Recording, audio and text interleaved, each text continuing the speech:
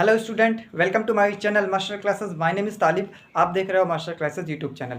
आज हम class 10th गणित अध्याय 1 वास्तविक संख्याएं यानी कि रियल नंबर प्रश्नावली 1.3 का इंट्रोडक्शन लेंगे, जिसमें हम इस प्रमेय को करेंगे। 1.3 प्रमेय आपकी एनसीईआरटी बुक में है।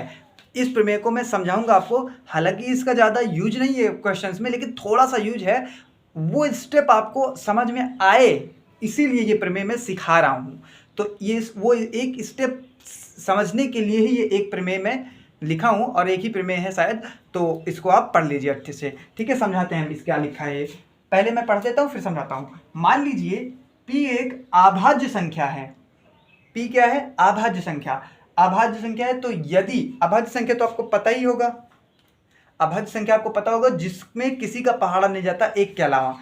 एक के अलावा इसका मतलब वही अभाज्य संख्या है। जैसे कि 1, 2, 3, 5, ऐसे बहुत सारी संख्याएं।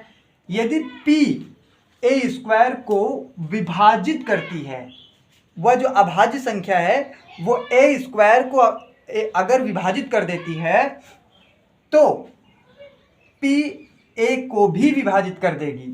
ये क्या लिखा है अभी मैं समझाता हूं आपको। जहां a एक धनात्मक पूर्णांक है। अब ये समझ में नहीं आया होगा आपको, मैं समझाता हूं ये क्या लिखा है।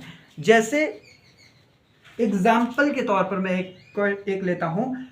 मैं कह रहा हूं दो कोई अभाज्य संख्या है जो कि P है।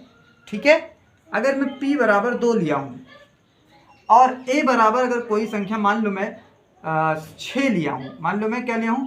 6।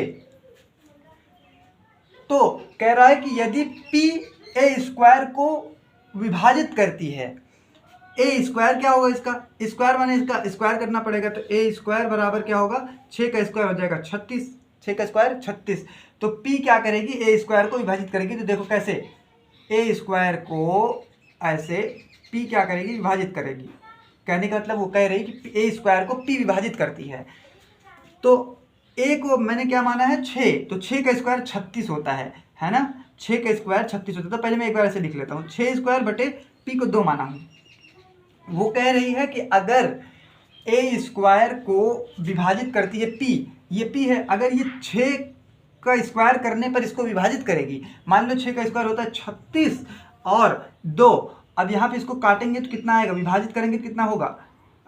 2 एक कम 2, 8 16, 18 होगा। ठीक है, 2 से 36, 2 ने क्या किया? 36 को विभाज्य कर दिया, मतलब 36 को काट दिया। तो अगर इसके कहने का मतलब है कि a को भी विभाजित करेंगे, मतलब अगर स्क्वायर ना लगाएं तब भी वो विभाजित हो जाएगी। मतलब 2 से इसको विभाजित कर देंगे तो 2 3 6। अगर स्क्वायर लगाकर विभाजित करेंगे तब भी हो जाएगा, और ना लगाएं स्क्वायर तब भी स्क्वायर विभाजित हो जाएगा, तब भी विभाजित हो जाएगा।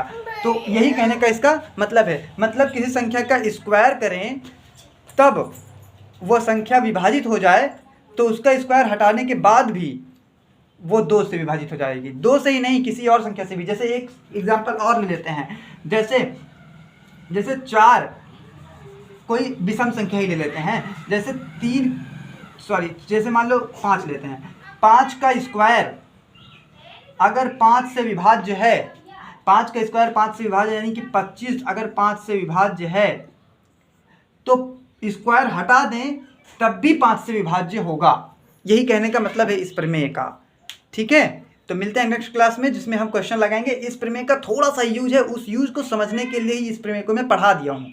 ठीक है, तो मिलते हैं क्लास में, अगली क्लास में, जिसमें हम देखेंगे √3 या √2, √4, √5, √11, मतलब ये सारी संख्याएं रूट में जो संख्याएं होती हैं अभाज्य संख्याएं, वो अपरिमेय संख्या होती हैं। इनको सिद्ध करने के लिए ही ये प्रमेय सिखाया है मैंने। तो नेक्स्ट क्लास में उन्हीं को करेंगे, बहुत इंपॉर्टेंट है, तो वो क्लास बिल्कुल भी मत मिस करना। Thanks for watching, all the best.